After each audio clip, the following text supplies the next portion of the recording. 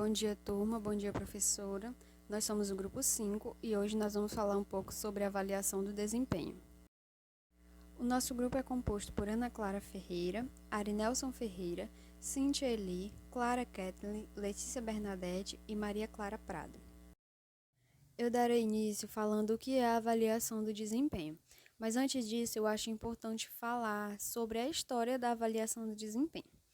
Então, as práticas de avaliação de desempenho não são novas.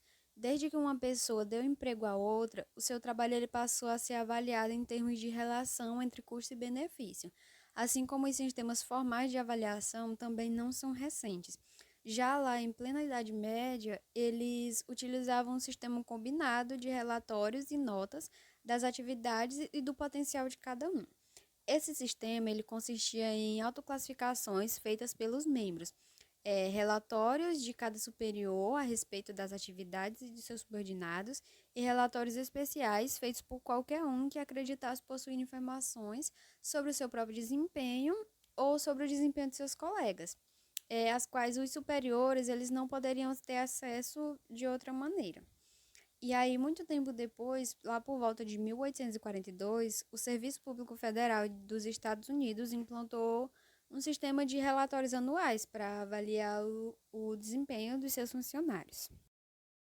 E agora adentrando ao que é a avaliação de desempenho. A avaliação de desempenho é uma apreciação sistemática do desempenho de cada pessoa no cargo e o seu potencial de desenvolvimento futuro. Toda avaliação é um processo para estimular ou julgar o valor, a excelência ou as qualidades de alguma pessoa. Em resumo, a avaliação de desempenho é um conceito dinâmico, porque os empregados, eles são sempre avaliados, seja formal ou informalmente, com a continuidade nas organizações. Além do mais, a avaliação do desempenho ela constitui uma técnica de direção imprescindível na atividade administrativa. Ela é um meio através do qual se pode localizar problemas de supervisão de pessoal, de integração do empregado à organização ou ao cargo que ocupa, de dissonâncias, de desaproveitamento do empregado com potenciais reais elevados do que aquele que é exigido pelo cargo, de motivação e etc. A avaliação de desempenho, ela particularmente não está interessada no desempenho geral, mas especificamente no desempenho no cargo, ou seja, no comportamento de papel do ocupante do cargo. O desempenho no cargo, ele é extremamente contingencial, ele vai variar muito de pessoa para pessoa e depende do número de fatores condicionantes que o influenciam poderosamente. Bom dia, turma. Bom dia, professora. Eu vou falar um pouco sobre a responsabilidade pela avaliação do desempenho. De acordo com a política de RH adotada pela organização, a responsabilidade pela avaliação do desempenho das pessoas, ela pode ser atribuída tanto ao gerente como ao próprio indivíduo, ao indivíduo e ao seu gerente conjuntamente, a equipe de trabalho, o órgão de gestão pessoal ou a comissão de avaliação do desempenho. Cada uma dessas 6 alternativas ditas, ela envolve uma filosofia de ação. Na maior parte das empresas, a função de avaliar o desempenho da equipe fica na responsabilidade do gerente ou de um supervisor. Como esses dois eles não têm um conhecimento especializado para essa avaliação, o órgão de gestão de pessoas entra com a função de staff, de montar, acompanhar e de controlar o sistema, enquanto o chefe continua mantendo sua autoridade e avaliando o trabalho dos subordinados. Nas organizações assim, mais democráticas, o próprio indivíduo é o responsável pelo seu desempenho e autoavaliação. Ou seja, cada um vai avaliar sua performance, sua eficácia e sua eficiência. Quando se trata já do indivíduo e do gerente, algumas empresas agora estão adotando um método baseado na velha administração por objetivos, mas agora com uma nova roupagem. Nesses casos, a avaliação de desempenho vai seguir alguns caminhos, que é a formulação de objetivos consensuais, comprometimento pessoal com relação ao alcance dos objetivos conjuntamente formulados, negociação com o gerente na alocação dos recursos ou na alocação dos recursos e dos meios necessários para o alcance do objetivo, desempenho, constante medição dos resultados e comparação com os objetivos formulados. E, por último, retroação intensiva, e contínua avaliação conjunta. Quando a avaliação ela é feita pela equipe de trabalho, ambos se avaliam e se organizam para que as melhorias aconteçam e para que haja evolução da equipe. Quando o encarregado é o RH, os gerentes repassam todas as informações importantes necessárias e logo em seguida é realizado relatórios ou programas de providências coordenados pelo próprio RH. Na comissão de avaliação, ela vai ser uma avaliação coletiva feita por um grupo de pessoas de diversas unidades e departamentos. E essa alternativa ela vai ser bem criticada por ter um aspecto centralizador e um espírito de julgamento. E por último, nós vamos ter a avaliação 360 graus. Essa ela vai envolver o contexto externo acerca de cada pessoa. Ela é uma avaliação feita de modo circular por todas as pessoas que mantêm alguma forma de interação com o avaliado. Bom dia, eu sou a Clara Kettler e vou falar sobre os objetivos da avaliação do desempenho. A avaliação do desempenho, ela tem despertado demonstrações favoráveis, mas também despertado demonstrações contrárias. Isso porque pouco se tem feito para uma verificação real e científica de seus efeitos. Pois há quem diga que a seleção de RH ela é uma espécie de controle de qualidade na recepção de matéria-prima. A avaliação de desempenho é uma espécie de inspeção de qualidade na linha de montagem. As duas alegorias elas referem-se à posição passiva, submissa e fatalista do indivíduo, que está sendo avaliado em relação à organização. A avaliação de desempenho ela não pode restringir-se ao julgamento superficial e unilateral de alguns a respeito do comportamento funcional da pessoa. Isso é preciso de um nível maior de profundidade para localizar causas e estabelecer perspectivas de comum acordo com o avaliado. Ou seja, se for necessário modificar o seu desempenho, é necessário que o avaliado seja informado. Ele deve tomar conhecimento da mudança planejada, mas também saber por que e como deverá ser feito. Ele deve receber a retroação adequada e reduzir dissonâncias a respeito de sua atuação na organização. De acordo com um estudo científico desenvolvido pela General Electric Company para verificar a eficácia de seu tradicional programa de avaliação de desempenho, verificou-se um aspecto fortemente positivo, que muitas pessoas elas têm uma ideia favorável a respeito da avaliação de desempenho e acham que todo indivíduo ele deve saber como está indo em seu cargo. Por outro lado, um aspecto fortemente negativo, que são extremamente raros, os gerentes que empregam um programa de avaliação de desempenho por sua própria iniciativa, só o fazendo sob forte controle e cobrança, mesmo sabendo que o sistema ele visa melhorar o desempenho de seus subordinados. A avaliação de desempenho ela é um instrumento, um meio e uma ferramenta para melhorar os resultados dos recursos humanos da organização.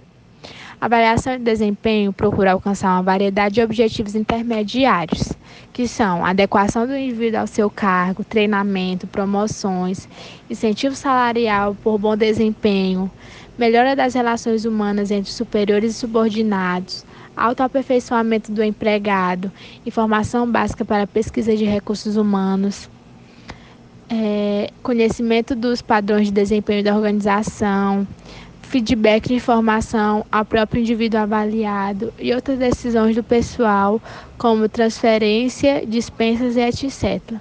Em resumo, os objetivos fundamentais da avaliação de desempenho, eles podem ser apresentados em 3 facetas. A primeira faceta permite condições de medição de potencial humana no sentido de determinar sua plena aplicação. A segunda permite o tratamento dos recursos humanos como uma importante vantagem competitiva da organização, onde a produtividade pode se desenvolver dependendo da forma de administração. E a terceira faceta é fornecer oportunidades de crescimento e condições de efetiva participação a todos os membros da organização, tendo em vista, de um lado, os objetivos organizacionais e, de outro, os objetivos individuais. A avaliação de desempenho permite que a empresa conheça melhor o perfil dos funcionários e identifique quais são os pontos fortes e fracos. Um programa de avaliação de desempenho, quando é bem planejada, coordenada e desenvolvida, traz muitos benefícios a curto, médio e longo prazo. Alguns dos benefícios da avaliação de desempenho é identificar as habilidades que precisam ser desenvolvidas, padronização das avaliações, criar um ambiente de trabalho mais participativo, aumentar o comprometimento dos funcionários, né, dos colaboradores, e criar um ambiente de trabalho onde aumente as oportunidades e a produtividade da equipe. Bom dia! Agora eu vou falar um pouco sobre os métodos tradicionais de avaliação de desempenho. Bom, mas o que são esses métodos? Os métodos tradicionais de avaliação são ferramentas que surgiram como uma forma de solucionar o problema de avaliar o desempenho de contingentes de pessoas dentro das organizações. Eles se tornaram meios de avaliação bastante populares e podem variar de uma organização para outra, pois geralmente cada organização tende a construir seus próprios métodos para avaliar o desempenho de seus colaboradores. Esses métodos, eles são construídos de acordo com objetivos específicos, em função das características dos indivíduos envolvidos, ou seja, cada método de avaliação vai depender do intuito pelo qual essa avaliação está sendo realizada e de outros fatores, como, por exemplo, o nível hierárquico e a alocação dos indivíduos dentro da empresa. Agora eu vou falar quais são os métodos e, resumidamente, sobre cada um deles. O primeiro método é o método das escalas gráficas, que é o método mais utilizado por ser o mais simples e consiste em avaliar o desempenho dos indivíduos através de um formulário que é elaborado com fatores de avaliação previamente definidos e graduados. Cada fator desse é dimensionado para retratar um desempenho fraco ou insatisfatório até um desempenho ótimo ou excelente. O segundo método é o da escolha forçada. Esse é um método que consiste em avaliar o desempenho dos indivíduos por meio de frases descritivas com alternativas de tipos de desempenho individual. O terceiro método é o método de pesquisa de campo, que, como o nome já diz, é um método realizado através de entrevistas de um especialista em avaliação com o superior, através das quais se avalia o desempenho de seus funcionários, levantando as causas, origens e os motivos de tal desempenho, por meio de análise de fatos e situações. O quarto método é o método dos incidentes críticos, que é o método onde o avaliador observa e registra fatos muito positivos e os muito negativos do desempenho do funcionário. E baseado nesses resultados, as exceções positivas vão ser realçadas e utilizadas, enquanto as exceções negativas vão ser corrigidas ou eliminadas. O quinto método é o método de comparação dos pares, onde os funcionários são comparados 2 a 2 de cada vez e anota-se em uma coluna aquele que é considerado melhor quanto ao desempenho do outro. O sexto método é o método de frases descritivas, que consiste basicamente no avaliador assinalar com o sinal positivo ou a letra S as frases que caracterizam o desempenho do funcionário, e assinalar com o sinal negativo ou a letra N aquelas que demonstram o oposto de seu desempenho. Oi, gente, bom dia. Agora eu vou falar um pouco sobre as novas tendências em avaliação de desempenho. A era da informação trouxe dinamismo, mudança e competitividade. A sobrevivência das organizações nesse contexto depende do alcance de excelência sustentável. A aproximação pela compreensão hierárquica traz inevitavelmente novas tendências na avaliação do desempenho humano. A excelência ela é a base da lucratividade, e uma das suas consequências é a redução de níveis hierárquicos através de práticas de enxugamento, diminuindo a distância entre líderes e subordinados. E essa aproximação pela compreensão hierárquica traz inevitavelmente novas tendências na avaliação do desempenho humano, seja no nível de desempenho individual ou no desempenho coletivo, em decorrência do trabalho de equipe. E com isso, os complicados processos estruturados e formalizados de avaliação do desempenho estão em baixa, prevalecendo agora o esforço da avaliação qualitativa das pessoas de forma direta e sem dependência de relatórios sucessivos até chegar ao responsável pelo tratamento das informações e tomada de decisão. E diante disso, tem algumas principais tendências na avaliação do desempenho. São elas: a primeira, os indicadores tendem a ser sistêmicos.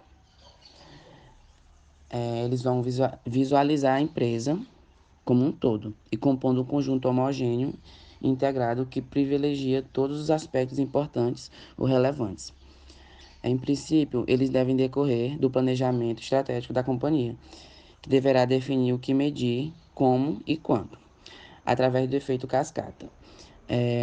Com isso, facilita a localização de metas e objetivos dos diversos departamentos e níveis hierárquicos envolvidos. E também, se possível, os indicadores devem estar ligados aos principais processos empresariais e focalizados no cliente interno ou externo. O segundo critério diz assim: os indicadores tendem a ser escolhidos e selecionados como critérios distintos de avaliação, seja para premiações, remuneração variável, participação nos resultados, promoções, etc. Dificilmente um único indicador pode ser tão flexível e universal para servir igualmente a critérios diferentes. Então, se torna necessário distinguir os indicadores adequados para servir a cada um dos critérios específicos.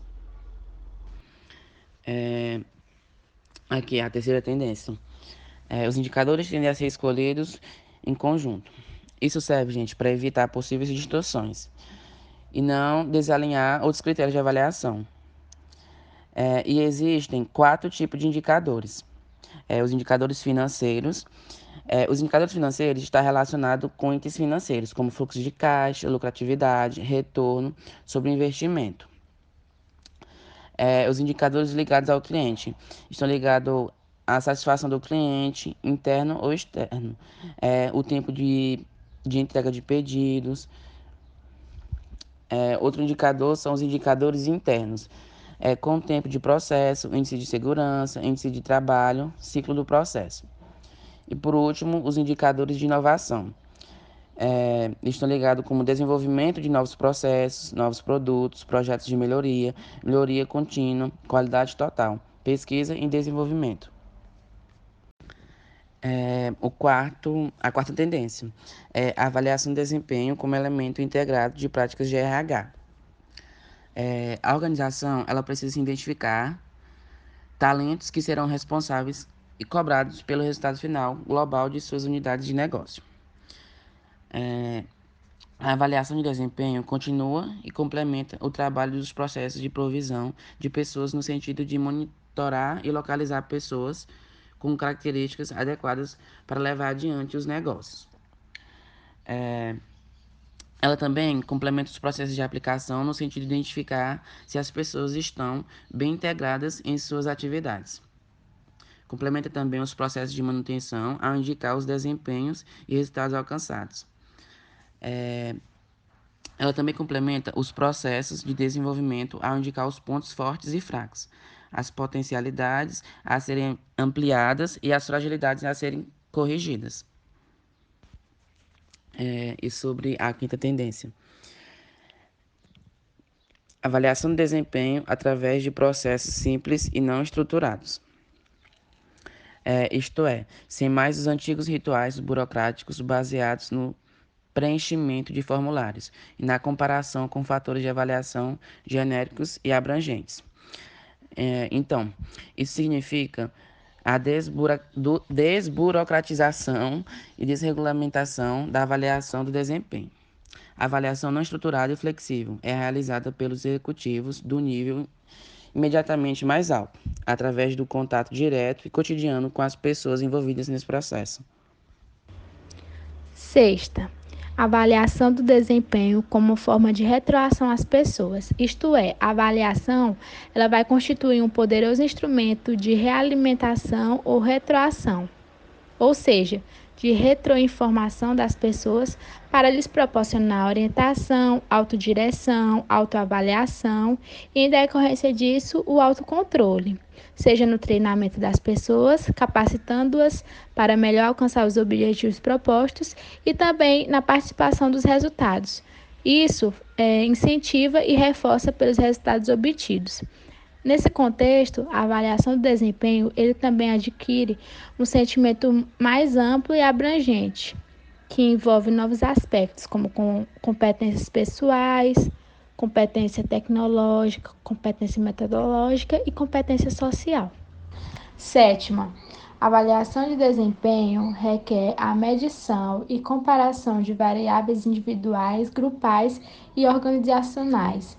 Isso para não cair na subjetividade ou na falta de critérios, o sistema de avaliação ele deve se apoiar em um amplo referencial, fazendo com que se fortaleça a consonância em todos os seus aspectos.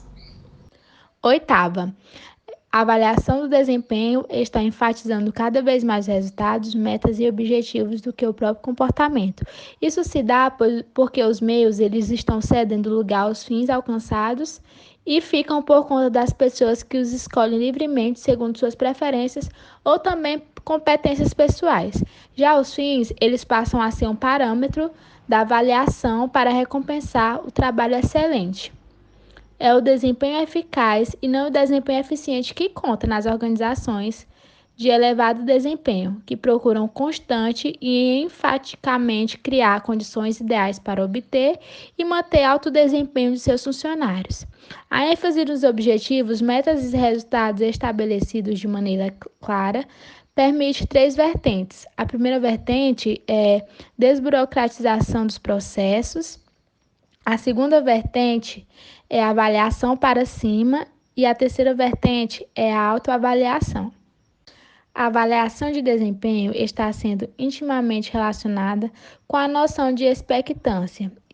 Está em jogo a relação entre expectativas pessoais e também recompensas decorrentes do nível de produtividade do indivíduo. Isso trata de uma teoria de motivação, onde a produtividade ela é vista como um resultado intermediário em uma cadeia que conduz a resultados finais desejados, como, por exemplo, dinheiros, promoções, apoio do líder, aceitação grupal, reconhecimento público e vários outros. Tudo dentro de modo contingente de expectativas para elevar o nível de valência positiva da produtividade e também qualidade no trabalho. Oi, gente, bom dia. Eu vou falar um pouco sobre a entrevista de avaliação do desempenho. De todos os sistemas de avaliação do desempenho, a comunicação do resultado da avaliação ao avaliado é o ponto fundamental. Então, nada vai adiantar a avaliação sem que o maior interessado, a própria pessoa, tome conhecimento dela. É necessário também dar o conhecimento das informações relevantes e significativas do seu desempenho, para que possam ser plenamente alcançados os objetivos. E essa comunicação é feita através de entrevistas de avaliação do desempenho. Agora a gente está trazendo aqui alguns propósitos da entrevista de avaliação do desempenho. O primeiro, dar ao avaliado as condições de melhorar seu trabalho, através da comunicação clara do seu padrão de desempenho. Então, a entrevista, ela dá a oportunidade ao avaliado de conhecer e aprender o que o líder espera dele em termos de quantidade, qualidade, bem como entender as razões desses padrões de desempenho. Então, são as regras do jogo, que só pode ser bem jogado quando os jogadores entendem suas regras. Aqui no segundo ponto, dar ao avaliado uma ideia clara de como está sendo desempenhado, a retroação. Então, aqui a gente vai mostrar os pontos fortes e os pontos fracos, fazendo comparações com os padrões de desempenho esperados. Às vezes, o avaliado acredita que está indo bem ou desenvolve uma ideia distorcida a respeito do desempenho ideal. Ele também precisa saber o que o superior está achando do seu trabalho, a fim de ajustar e de fazer algumas adequações de seu desempenho aos padrões esperados. Aqui nesse terceiro ponto, tanto o avaliado e o avaliador, eles devem discutir sobre as providências e planos. Essa discussão serve para melhor desenvolver e utilizar as aptidões do avaliado, que precisa entender como pode melhorar o seu desempenho e também participar ativamente das providências tomadas para essa melhoria. Aqui nesse quarto ponto diz assim: construir relações pessoais mais fortes entre avaliador e avaliado. Nessa relação, ambos têm condições de falar francamente a respeito do trabalho, como está sendo desenvolvido e como pode ser melhorado. A intensificação da compreensão, pessoa a pessoa, é fator básico para o desenvolvimento das relações humanas, fortes e sadias. Ou seja, para eles terem uma boa relação, eles têm que ter uma compreensão pessoa a pessoa. Ou seja, isso é o fato básico para o desenvolvimento, para o bom desenvolvimento entre ambos. No quinto e último ponto, diz assim: eliminar ou reduzir dissonâncias, ansiedade, tensões e incertezas. Elas surgem quando as pessoas não recebem aconselhamento planejado e orientado, ou seja, quando o avaliador não apresenta as informações necessárias para que possa se sair bem durante a entrevista. O sucesso da entrevista de avaliação depende de muitos fatores. Ela precisa ser preparada de modo em que o avaliador saiba de antemão o que dirá o avaliado e como fará. O avaliador deve considerar duas coisas importantes. Primeiro, todo avaliado possui aspirações e objetivos pessoais.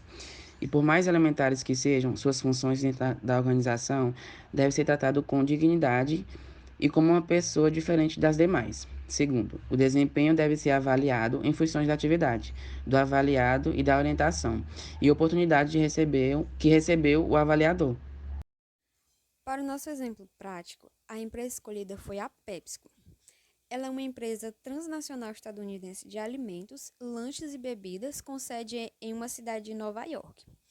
A PepsiCo ela tem interesse na fabricação, comercialização e distribuição de lanches à base de grãos, bebidas e outros produtos. Ela foi formada em 1965 com a fusão da Pepsi-Cola Company e da Frito-Lay. E aí, desde então, a empresa expandiu seu produto homônimo, a Pepsi, para uma gama mais ampla de marcas de bebidas e alimentos.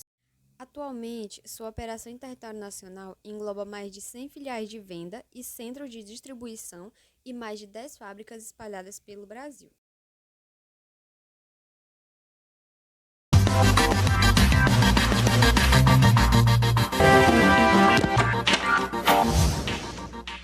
Uma hora ou outra, o chefe convoca aquela tradicional reunião para avaliar o desempenho do funcionário na empresa, o seu desempenho. E não tem como escapar. A conversa serve como um momento para rever os processos do dia a dia no trabalho e até apontar novas oportunidades para o crescimento profissional. Você recebe feedback do teu chefe? Recebo. Constantemente? Não. Sim, eu recebo. Às vezes ele não é muito construtivo, mas eu recebo. Feedback. A palavra não tem tradução literal, mas a expressão é famosa no ambiente corporativo. Afinal, todo mundo quer saber sobre o próprio desempenho no trabalho. E essa ferramenta se tornou fundamental para o crescimento da empresa. A PepsiCo, multinacional do setor de alimentos e bebidas, possui uma estrutura própria de feedback. A empresa tem um sistema eletrônico com informações dos 13 mil funcionários. Todo ano, eles recebem um retorno sobre o andamento do trabalho. Se você, desde o início, traz os pontos que não estão andando de acordo com o esperado ou que merecem oportunidade de melhoria, se você faz isso desde o início, a chance de sucesso no final é maior. No mundo corporativo, no meio de tanta gente, o feedback não é apenas um instrumento de avaliação do profissional. Ele também pode ser fundamental para a descoberta de um talento escondido. Cíntia descobriu um novo talento depois de receber um feedback da PepsiCo, onde trabalha há 3 anos. Ela é advogada, mas enxergou nas finanças uma maneira de evoluir na carreira. Recebendo esse feedback, eu pude direcionar parte da minha carreira para isso, me dedicar e fazer alguns estudos na área de finanças, alguns fornecidos pela própria empresa dentro da Universidade Pepsi. Avaliar o funcionário não é uma tarefa simples. É preciso ser delicado ao tratar de um assunto importante. Quando forem receber, por exemplo, um feedback positivo, que esse feedback seja dado em público, que outras pessoas possam ver esse reconhecimento para ele.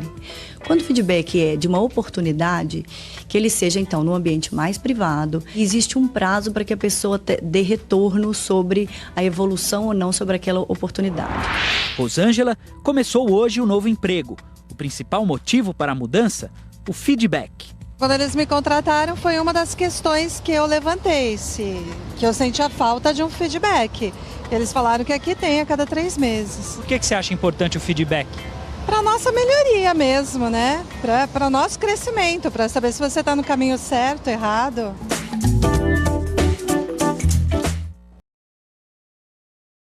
Eu vou mostrar aqui para vocês como é que funciona a matriz do Learning Box, tá? Bom, essa daqui é a matriz, é a metodologia do Ninebox, que ela está no Excel. Esse Excel é um Excel que está totalmente automatizado, mas que dá para você rodar um processo de avaliação de desempenho aqui, baseado na metodologia do Ninebox, muito bem aqui com essa matriz. Então, lembra lá no início que eu falei para vocês que você precisa construir um questionário que vá fazer o apontamento para o eixo de desempenho e um questionário que vai fazer um apontamento para o eixo de potencial. Então aqui, esses questionários que eu comentei com vocês, ele está separado em duas abas. Aqui nós temos um questionário do eixo de desempenho e aqui nós temos um questionário do eixo de potencial, tá legal? Então aqui, o que vocês vão fazer? Vocês vão pegar a parte das perguntas. Essas perguntas, elas podem ser, por exemplo, relacionadas a metas, a você colocar metas quantitativas, por exemplo, aumentar em 6% o índice de equilíbrio organizacional da empresa, isso é uma meta. Atingir R$20 mil de faturamentos na empresa, isso também é uma meta. O que mais seria? Vamos lá. Diminuir o turnover em 3%, isso também é uma meta. Então essas são as perguntas que você pode colocar aqui no eixo de desempenho, isso relacionado à parte de metas. Na parte de responsabilidades, você pode colocar assim, cuidar de todo o processo de recrutamento e seleção, isso é uma responsabilidade.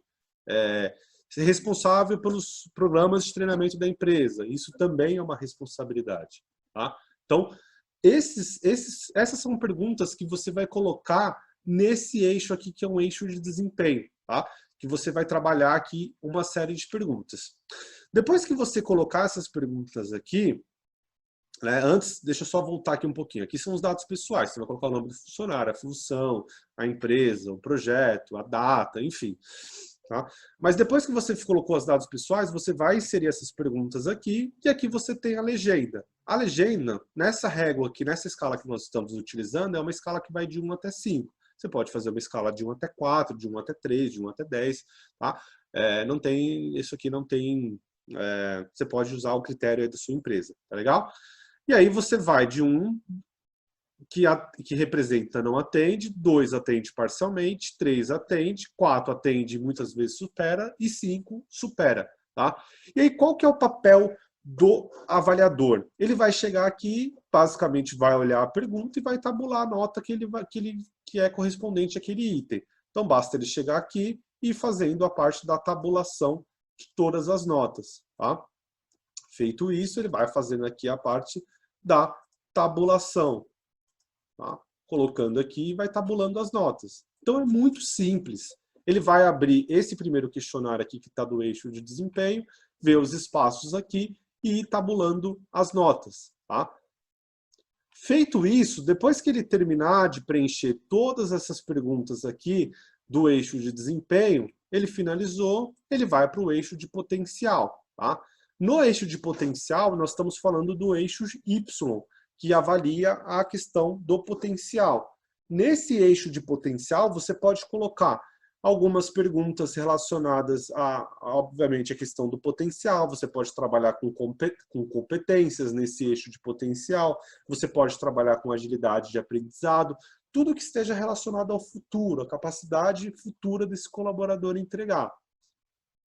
E aí o critério é exatamente o mesmo, tá? Lembrando que se, por exemplo, não quero trabalhar potencial, quero trabalhar cultura, não tem problema. Não quero trabalhar cultura, quero trabalhar comportamentos. Tá? É possível também. Você pode colocar aqui no eixo e colocar perguntas que estejam relacionadas ao comportamento. Quero cruzar comportamento e desempenho, quero cruzar cultura e desempenho. Aqui é indiferente se você quiser trabalhar com outro fator aqui, com outro instrumento nesse eixo Y, que é o eixo de potencial. Tá? Deixa eu voltar aqui para a gente ser fiel à metodologia. Tá? Feito isso, o papel desse gestor é exatamente o mesmo. Ele vai vir aqui, vai olhando as perguntas e vai fazendo a tabulação das notas. Tá? Ah, legal, Edgar. Vi aqui que tem, preencheu, tá tudo certo, mas e agora? Né? O que que isso resulta? O que que vai acontecer? A mágica acontece nessa aba aqui, que é na matriz. Então, vamos lá. Olha lá que magnífico isso daqui. As notas que foram tabuladas lá, elas vieram todas para cá, nesse resumo aqui, que aí você pode ir colocando aqui. Deixa eu aumentar aqui um pouquinho para ficar mais didático aqui para vocês. Todas aquelas notas que foram tabuladas lá, elas estão apresentadas aqui, né, dentro dessa matriz. E aqui você tem um resumo das notas, qual foi a média que esse colaborador aqui, João da Silva, teve na parte de potencial e qual foi a média que ele teve no eixo de desempenho. Tá? E olha só que incrível isso. Através dessa nota média que ele teve aqui nesses dois eixos, já apareceu aqui a plotagem desse colaborador. Qual foi o box que ele ficou plotado. Então, se você passar aqui o mouse em cima da bolinha, vai aparecer que ele teve uma nota aqui de 3,50 aqui no eixo de potencial e de 2,88 aqui no eixo de desempenho. Tá? Então aqui você tem o cruzamento dessas duas informações e qual box que ele ficou plotado, tá? Dentro das 9 caixinhas. E isso é de forma automática. Isso aqui tem uma fórmula, mas se eu por exemplo, vier aqui, vamos trabalhar dentro de uma hipótese que eu venho aqui e coloque tudo nota 1 aqui. Vem aqui, que é a nota mínima, tá? 1 é a pior nota que eu tenho. E voltar aqui na matriz, olha lá para onde a bolinha foi. Tá? Como eu coloquei tudo 1 aqui no eixo de desempenho, a bolinha veio para cá, que está falando que ele tem baixo desempenho aqui. Se eu vier aqui também colocar tudo nota 1 aqui no eixo de potencial, que é a pior nota que tem, olha lá para onde esse colaborador ele vai ficar plotado. Lá no box B1, tá? Que é a pior nota aqui da matriz. Se eu vier aqui e colocar tudo nota 5, aqui, ele vai vir para cá. Tá? Então, isso é magnífico, porque vai aparecer aqui qual box que esse colaborador ficou plotado e toda essa parte da leitura. Tá legal? Que você consegue visualizar. Ah, Edgar, legal, vi aqui, mas aonde que eu consigo ver? O que eu preciso fazer? Cadê uma legenda? Cadê uma interpretação? Aqui. É exatamente aqui que acontece. Então, nesse exemplo, como a gente colocou nota 1 para esse colaborador, nota 1 em tudo, ele ficou plotado aqui no box B1, que é um desempenho baixo e um potencial também baixo. Tá? Opa, aqui está baixo, é baixo, né? Perfeito.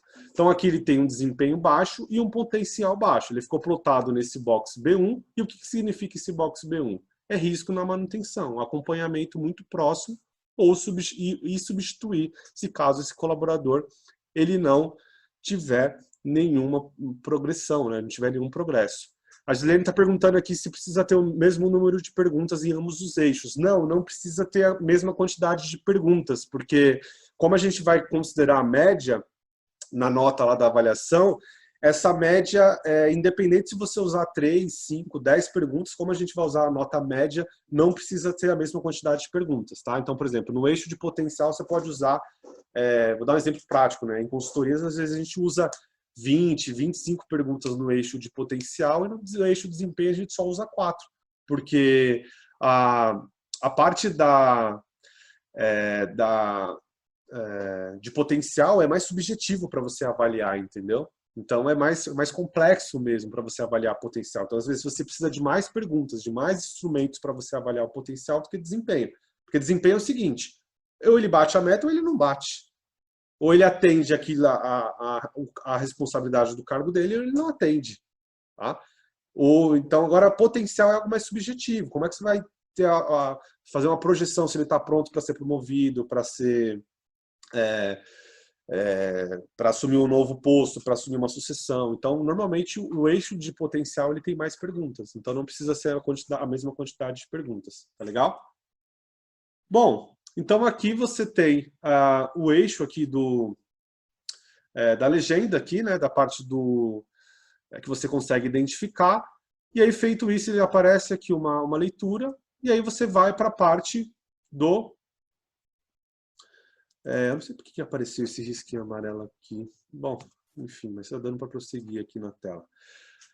Depois que você aparece nessa parte da legenda, você tem aqui uma interpretação analítica, né, que ele passa aqui exatamente qual foi a média, né, desse colaborador e o que você precisa fazer com ele. Então, pegando o exemplo aqui desse colaborador, ele ficou plotado no box B1, que é um desempenho baixo e um potencial baixo, né?